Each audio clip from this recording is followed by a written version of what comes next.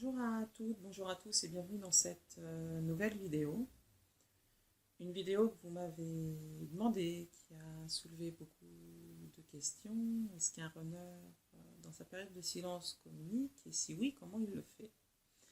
Question un petit peu paradoxale, si on est en silence, est-ce qu'on communique? Comment? Le silence, c'est déjà une forme de communication, n'est-ce pas? Mais pour ma part, oui. Même dans ma période de silence, nous avons communiqué. Le silence, pour nous, étant une communication verbale. Donc, pendant cette période où je me suis abstenue, si on peut dire, de communiquer verbalement, je n'ai jamais refusé de répondre à ces questions, de recevoir un message, ni même de lui en envoyer un, ou inversement. Le comment on communique est une façon extrêmement délicate qui ne peut être comprise qu'entre deux personnes qui communiquent entre elles, les autres personnes, les tierces, les passants, la famille, qui vous voulez, ayant un avis différent et un avis forcément autre que la personne qui va interpréter et recevoir le message. Ce qui me fait faire un petit retour en arrière sur une vidéo précédente, sur un commentaire qui a été laissé. Dans ce commentaire, la personne posait la question suivante: est-ce différent un couple FJ qu'un couple normal lorsque l'on parle de silence? Cette question vous a beaucoup fait réagir et pas forcément de façon positive, elle a beaucoup fait réagir de façon négative. Beaucoup de messages que j'ai reçus, merci de l'avoir fait d'ailleurs en privé, ne m'ont pas forcément plu. On est sur une vidéo qui parle de communication, d'échange entre deux personnes et de la difficulté que représente cet échange. La personne pose la question de savoir si ça peut s'apparenter à un couple normal ou pas. Bien que j'ai déjà formulé la réponse dans cette question, si la personne m'a posé cette question, c'est qu'elle n'a pas retenu ma réponse. C'est qu'à un moment dans la vidéo, lorsque j'ai posé cette réponse, elle n'y a pas été attentive, car pour elle, le message n'est pas passé. Peut-être que pour vous, il l'est passé, mais si pour elle, il n'est pas passé, qui êtes-vous pour venir juger sa compréhension?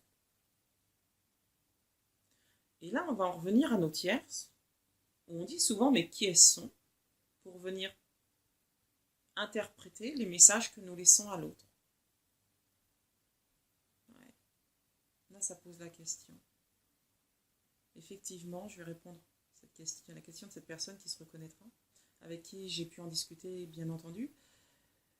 Non, il n'y a pas de différence. Lorsque l'on parle de silence dans un couple, que ce soit un couple d'amoureux, un couple FJ, un salarié avec son patron, que ce soit deux amis, à partir du moment où on parle de silence et de communication, ça peut être vrai pour n'importe qui et n'importe quelle situation. Le silence n'est pas propre au runner. C'est l'effet de mode des flammes jumelles qui va faire qu'on va pouvoir, sur les réseaux sociaux, trouver des vidéos et discuter plus facilement de ces périodes-là, qui sont des périodes un petit peu propices, j'aime pas le mot, mais c'est le seul qui me vient, qui sont des périodes où tout le monde peut passer par là à un moment donné dans notre vie. On passe par cette phase de silence, que ce soit avec un ami, un couple, un supérieur, peu importe. Si vous n'êtes jamais passé par cette période de silence, eh bien tant mieux pour vous, félicitations si vous arrivez à discuter. Mais posez-vous la question, est-ce qu'un ami, vous lui avez pas déjà dit, c'est bon, tu me saoules, lâche l'affaire, tu me casses, on n'est plus amis? Oui, ça vous est déjà arrivé, ça nous est tous déjà arrivé. Est-ce que cette période-là ne serait pas comparable à une période de silence? Est-ce que votre façon d'interpréter la question de cette personne n'est pas la même façon qu'une tierce aurait pu interpréter n'importe quel message totalement anodin laissé? Un chaser, un runner, peu importe, laissé à une personne. On vous a déjà demandé vos avis à plusieurs reprises, vous avez un copain, une copine qui reçoit un ami. Ah, qu'est-ce que t'en penses? Je suis sûre, elle est amoureux, amoureuse de moi.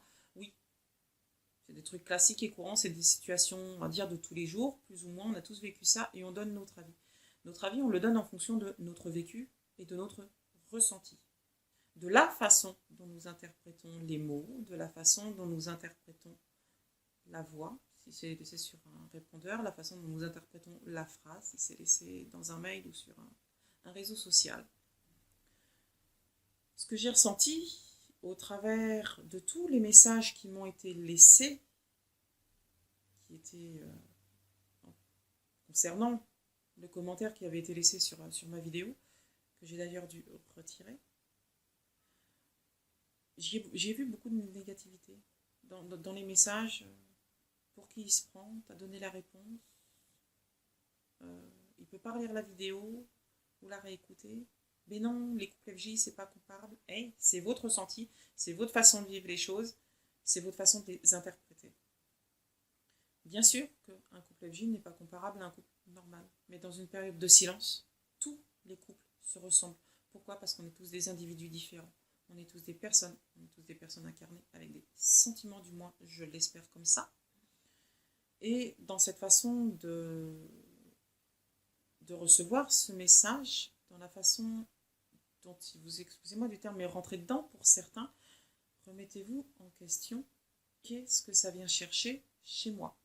La personne laisse un commentaire sur un réseau social, qu'est-ce que ça vient chercher chez moi? Pourquoi ça m'a atteint comme ça dans mon intérieur? Comment j'ai ressenti ce message, si anodin soit-il, d'une personne tierce, c'est un inconnu en l'occurrence. Voilà, posez-vous cette question avant de répondre sur les réseaux sociaux, avant de mal interpréter un message, posez-vous la question du comment ça vient vous chercher vous intérieurement. Est-ce que ça s'adresse à vous? Est-ce que vous êtes juste dans une mauvaise période? Passez ce message, revenez dans une heure, vous serez peut-être un petit peu plus calme et vous le verrez peut-être différemment. La question n'était pas anodine, au contraire, elle était sensée, cette question. Est-ce qu'un couple, flamme jumelle, dans le silence, est comparable à un couple âme-sœur, dans le silence? Oui, bien sûr que c'est comparable. Tous les silences se ressemblent. Ce qui ne se ressemble pas, c'est notre façon de communiquer. On va en revenir alors, après cette parenthèse, sur la question qui nous concerne. Comment dans le silence on communique? Le silence est déjà une forme de communication, mais le silence devient une communication non verbale à partir du moment où nous ne nous exprimons plus, où nous ne sommes plus capables de nous exprimer verbalement. Nous rentrons dans ce que nous appelons de la communication non verbale. Il y a plusieurs formes de communication non verbale. La gestuelle est une forme de communication non verbale. Avec mon jumeau Céleste, on communiquait de plusieurs façons. Les réseaux sociaux, donc WhatsApp essentiellement, nous communiquions par l'image. Certaines images nous faisaient penser à certaines situations. On s'envoyait juste une image, on n'attendait pas de retour. Au travers des livres, mon jumeau m'a souvent envoyé, pendant ma période de silence, des extraits de livres. Ces extraits de livres, quand je me sentais capable de lui répondre, je lui répondais par l'intermédiaire de mon blog. Jamais je ne lui ai répondu en direct. Un extrait de livre égale un article. Le plus formidable dans tout cela, c'est que les meilleurs articles que j'ai écrits, les meilleures vues, les meilleurs commentaires, merci à vous, que j'ai reçus sur mon blog, sont la plupart du temps des réponses que je lui ai faites à lui.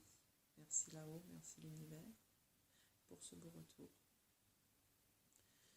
Nous avons eu des moments de communiquer propres à nous deux. Dans cette période de silence où nos tierces, la mienne en particulier, venaient fouiller dans mon courrier, lire mes messages, fouiller mes réseaux sociaux, peu importe, que les moyens étaient bons. Mathias a détourné forcément tous les messages. Tout était lu et interprété de travers. Alors pour ne pas que ce soit lui interprété de travers, parce que c'était valable pour moi, c'était aussi valable pour lui de son côté, nous avons pris, entre guillemets, nos mesures. Nous sommes fans de Stargate, certains se retrouveront dans ce que je vais dire, pour les autres, désolé, mais vous en comprendrez l'essentiel. Dans Stargate, c'est une série, il y a forcément des personnages. On avait assimilé un personnage avec une personne. Nous, notre tierce, peu importe. Le nom du personnage devenait une personne. La situation présentée dans la série,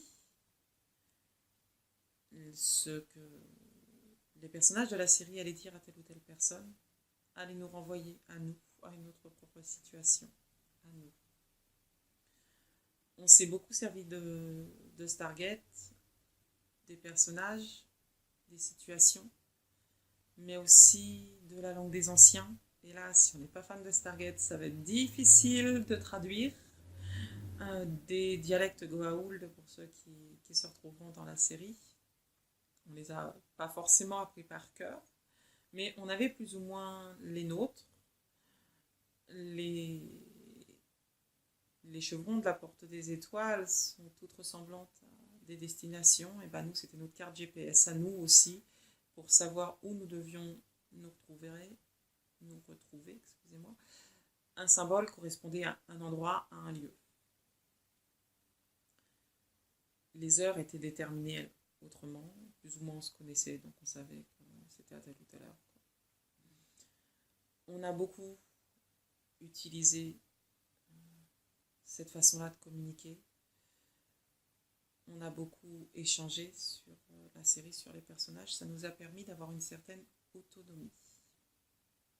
Autonomie des tierces, autonomie de nous-mêmes, où on pouvait s'exprimer librement sans avoir à côté de nous quelques personnes que ce soit qui viennent interpréter ce qui est dit. Nous avons aussi, dans ma période de silence, et surtout dans une période où, même si j'avais voulu communiquer par la voix, je n'aurais pas pu, dans cette période où j'ai été très malade, communiquer par des bouts de papier. Mon jumeau était assez fan de l'origami. C'est petits trucs en papier qu'on fait. Moi, j'en suis restée aux avions en papier. Lui était beaucoup plus doué, était à un niveau supérieur au mien. Donc nous nous sommes servis, enfin il s'est surtout servi de l'origami pour communiquer. Mais à mes périodes où je rentrais en France, où je n'avais envie de prévenir personne que j'étais en France, je glissais un avion en papier dans une enveloppe que je déposais dans la boîte aux lettres à son intention, à son lieu de travail qui était pas très loin de chez moi. Il savait que j'étais rentrée, il savait que j'étais en France à ce moment-là. Ça suffisait pour qu'il comprenne. Alors, je recevais ou un texto ou un message, peu importe. Message bien reçu, content.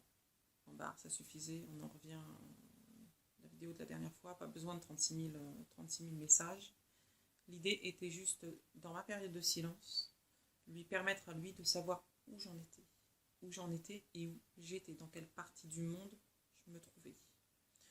Pas toujours évident de le savoir avec moi à un moment donné. Je vais revenir sur ce petit avion en papier, parce qu'il y en a eu plein des avions, il y a eu des girafes, il y a eu plein d'origamis qui sont passés. J'ai jamais réussi, hormis cet avion en papier, j'ai jamais réussi à reproduire un origami dans son entier. Un jour, je lui laisse un avion dans la boîte aux lettres, qui n'a pas réussi à faire voler. D'ailleurs, il m'a dit à chaque fois, mes avions ils sont pourris, ils volent pas, désolé. Les siens volaient mieux que les miens. Heureusement que quand je traversais l'Atlantique, on avait des vrais avions et pas en papier, sinon on aurait fait un plongeon. Donc un jour, je lui envoie oui, façon de parler, je lui dépose un avion dans la boîte aux lettres, dans une enveloppe. Et pour ceux qui se demandent depuis tout à l'heure qui est ce petit schtroumpf là qui squatte mon écran et qui m'accompagne dans cette vidéo, eh bien c'est l'une de ses réponses. Dans l'une de ses réponses, plutôt que de me mettre coucou, je suis bien rentrée. Enfin, il a bien eu mon message sans quoi j'étais rentrée. Il a repris cette même enveloppe, il a laissé l'avion dedans et il a glissé le schtroumpf qui travaille à l'aéroport. Alors bon, ce schtroumpf porte le prénom de son frère qui travaille à l'aéroport, hein, désolé, il se reconnaîtra. Et c'est resté un symbole à chaque fois que je partais. Je lui laissais le schtroumpf. Quand je revenais, il me le remettait dans ma boîte aux lettres. Ça, c'est une forme de communication non verbale. Et dans le silence, elle nous a permis à tous les deux de garder un lien. Il est très idiot, ce schtroumpf, c'est un schtroumpf Kinder. C'est un jouet Kinder, mais nous, bon, on mangeait les pommes, les Kinder et les clémentines. Mais il nous a permis de garder ce lien. Tous les runners ne réagissent pas comme nous, ne réagissent pas comme moi. On a le recul derrière nous et la présence psychologique qui nous accompagnait, si je peux dire, étant donné que, de par nos associations, nous étions toujours en contact avec des psychologues. Le théâtre, pareil, quand nous avons effectué les jeux de rôle, ça a été plus facile pour lui parce qu'il a fait du théâtre. Mais c'est pas parce que ça a été plus facile pour lui que cela a été plus facile de s'exprimer. Dans l'idée, c'était plus facile pour lui. Il avait juste à se rentrer dans la peau d'un personnage. Sauf qu'il a fallu qu'il se rentre dans la peau de mon personnage à moi. Et que même si on avait accepté, entre guillemets, ce jeu de rôle, de communiquer par la voix dans cette période de silence, de se retrouver l'un en face de l'autre, c'était pas un exercice des plus faciles. Il nous a simplement permis de comprendre l'importance du petit schtroumpf qui est là, l'importance de garder un lien entre nous, l'importance de toujours s'envoyer des passages de livres, et plus encore l'importance que l'autre mettait dans la réponse. J'ai toujours essayé de lui répondre au mieux. Il a toujours, je pense, essayé de me répondre au mieux, sans m'offenser, sans laisser paraître que mon silence le perturbait. Mais les petits détails ont eu cette importance. Dans le silence, ce n'est pas les grandes effusions que l'on retient, c'est surtout les petits détails insignifiants qui font qu'on sait que l'autre est là. Le temps que l'autre va accorder à la réponse. Parce que je peux vous garantir que quand on prend le dialecte des anciens pour écrire 3 mots sur un texto, on n'y met pas 2 minutes, on y passe près d'1 heure. Ceux qui sont fans de Stargate et qui veulent tenter l'expérience, essayez de me mettre en message des messages en dessous, ça peut être rigolo si tant est que vous puissiez y arriver et que j'arrive à les déchiffrer. Le code nous appartenant à nous aussi, bien évidemment, à tous les deux, il est propre à nous deux et on n'a pas repris celui de la série, on a créé le nôtre. C'est devenu une évidence pour nous. Si on voulait garder un lien, le silence est devenu une évidence. Et garder un lien, donc ce passé, ce petit schtroumpf dans un avion en papier, était devenu à un moment donné plus qu'une évidence, mais un besoin. Je suis consciente que tous les runners ne communiquent pas, certains s'en vont dans le silence, ils s'en vont, il n'y a plus rien, plus de nouvelles, plus de contacts, plus rien. N'allez pas non plus donc imaginer que nous, les contacts, c'était tous les jours. Quand je prenais l'avion pour 3, 4, 5 mois. Je prenais jamais l'avion pour 10 jours. Ça m'est déjà arrivé, mais c'était très, très, très, très rare quand même. Je lui donnais toujours mes dates de départ et mes dates de retour. Donc il le savait plus ou moins 1 ou 2 jours près, on ne sait jamais avec les avions. Mais il savait à quelle période ça tombait et il le notait toujours. C'est des détails qui ont fait l'importance du lien. C'est des petits détails qui ont fait que nous avons réussi, même dans le silence, à toujours garder un lien, tous les deux. Si votre runner discute avec vous, s'il vous envoie juste un mot, juste un message, un avion en papier, pourquoi pas, acceptez cet avion en papier, entre guillemets, comme un message juste qu'il est là. N'allez pas interpréter l'avion en papier comme je vais revenir, ce serait faux. C'est juste un message qui fait que l'autre personne, à un moment donné, quel que soit le côté de l'océan où elle se trouve, va penser à vous. C'est une façon de vous dire qu'on pense à vous, que vous nous manquez, qu'on est toujours là, mais n'allez pas répondre 320 000 mots, ça sert à rien. Acceptez cet avion en papier, à la limite, retournez-le avec un avion en papier et un bonhomme en papier dedans, ou un Schtroumpfkinder si vous en trouvez un, si ça vous fait plaisir. Mais nous, ça avait vraiment une importance. Je prenais l'avion constamment. Son frère travaillait à l'aéroport, ce petit Schtroumpf est venu, c'était une bénédiction si on peut dire. Il a fait notre journée, le petit Schtroumpf là, il a fait notre journée. Et c'est devenu dans notre histoire, à nous, un personnage supplémentaire. On a inclus dans nos codes le Schtroumpf, comme on a inclus l'avion en papier, comme on a inclus les personnages de Stargate, comme on a inclus la porte des étoiles, du moins les chevrons pour nous localiser. Nous savions où l'autre était, nous l'avons toujours su. Les tierces, c'est plus compliqué d'aller déchiffrer quand même. Si tant est qu'elles aient essayé de le faire. Cette vidéo pour vous dire tout simplement que c'est pas parce que moi j'ai communiqué avec mon runner que tous les runners vont le faire. C'est pas parce que moi, dans ma période de silence, j'ai envoyé un avion en papier comme dans les films, ils envoient une bouteille à la mer. Prenez cette image si elle vous plaît. C'était un besoin entre nous. On est passé d'un extrême fusionnel à un non-extrême silence. Oui, on peut le dire comme ça. C'est moi qui suis partie de toute façon. Donc c'est un côté extrêmement fusionnel à un côté extrême silence. Donc effectivement, il n'a rien compris. Je trouve cet avion en papier, les livres, mon blog nous ont permis de garder le contact et surtout de communiquer à l'insu de tout le monde. Des solutions, on en a eu d'autres, il y en a plein d'autres, je ne vais pas toutes vous les révéler. L'idée n'est pas que ceux qui puissent tomber sur cette vidéo aillent s'imaginer que n'importe qui peut écrire, enfin c'est pas du tout l'idée.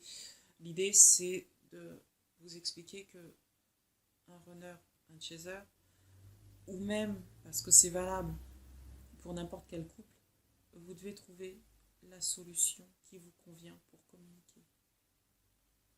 Vous devez toujours garder à l'esprit que la façon dont vous communiquez, dont vous envoyez le message, n'est pas forcément la façon dont l'autre va recevoir le message. Parfois, les choses les plus simples sont les moins compliquées, c'est le cas de le dire. Un avion en papier, c'est très simple, et ça en dit beaucoup. Un Schtroumpfkinder, c'est très simple, mais quand il arrive à un moment donné de votre vie bien particulier, il dit énormément de choses. Si vous souhaitez, vous, chaser, communiquer avec votre runner, ne le faites pas forcément par la parole, en règle générale, par la parole. Dans 90% des cas, si ce n'est plus, on se plante. On n'a pas les bons mots, on n'a pas le bon ton, on ne sait pas comment s'exprimer, c'est pas le bon émoticône. Et ben oui, ça devient plutôt compliqué de communiquer sur les réseaux sociaux. Essayez plein d'autres méthodes. Nous avons été capables, nous, de rester des heures ensemble, sans rien se dire, c'est une forme aussi de communication. On est dans la communication non verbale, mais le fait d'être ensemble permet de comprendre énormément de choses. Le silence permet de comprendre des choses autant qu'un Schtroumpfkinder. Donc restez toujours positif dans vos discussions. Trouvez-vous l'élément qui va vous permettre de communiquer. Ne cherchez pas forcément la parole, mais n'allez pas, j'ai envie de dire, vous achetez la dernière série à la Vogue et essayez de décrypter tous les trucs qui se disent et tout interpréter de travers. Nous, c'était vraiment très propre à nous deux. Trouvez les choses. Et j'ai envie de dire, vous n'avez même pas besoin de les trouver, ça va être une évidence. Si c'est propre à vous deux, ce sera forcément une évidence. Il n'y a pas besoin de les trouver. Si à un moment donné, un message vous fait penser à votre autre et que vous l'envoyez à votre autre, ça va bien se passer. Le retour doit être, entre guillemets, ce que vous attendez. Il ne doit pas l'interpréter de travers. Si vous êtes sûr de vous, que ça vous correspond, si ça vous parle à un moment donné, parce que ça vous rappelle un instant, un moment, un dialogue que vous avez eu, peu importe, si ça vous rappelle quelque chose, forcément, ça va le rappeler à votre autre. Servez-vous de ce petit truc qui a fait que ça vous rappelle. N'allez pas chercher ou inventer 36 000 trucs. Ça ne sert à rien. Dans les moments de silence, gardez les choses les plus simples que vous puissiez trouver. Ce que vous partagez sur les réseaux sociaux, pourquoi ne pas lui partager à lui? Quand je parle de ce que vous partagez, je parle d'une image. Parfois, on partage une image, ça suffit. Beaucoup de belles images sur les réseaux sociaux et on en voit beaucoup qui disent « Ah bah oui, tiens, effectivement, ça me fait penser à ça, ça, ça ou ça. » Servez-vous de cette image. C'est juste une image, c'est pas méchant. N'y ajoutez pas de texte. Ce serait nuire, on va dire, à la beauté de l'image et à la beauté de ce que vous voulez faire passer. Si votre runner est dans le silence, communiquez de façon non verbale. C'est tout ce que je peux vous souhaiter et vous inciter, entre guillemets, à faire, si tant est que je ne vais pas vous dire tout de suite, là, bon, bah, il ne communique plus, envoyez-lui 36 000 images, mesurez toujours ce que vous faites. Mais partez du principe où, si ça vous rappelle un moment, il y a de fortes chances que ça lui rappelle à votre autre également. Donc, partagez cette image, n'ajoutez juste aucun texte. Cette vidéo est terminée, j'espère que vous trouverez quelques semblants de réponse ou de pertinence dans ce message. Si vous souhaitez laisser des commentaires, ils sont les bienvenus bien sûr, tout en modérant vos propos ou surtout vos retours. Il n'y a bien sûr pas de mal à échanger, mais faites attention à la façon dont vous interprétez les choses. Je vous souhaite à tous une belle journée, une belle soirée, suivant le côté du globe où vous vous trouvez. À la prochaine. Merci de m'avoir suivi. Au revoir.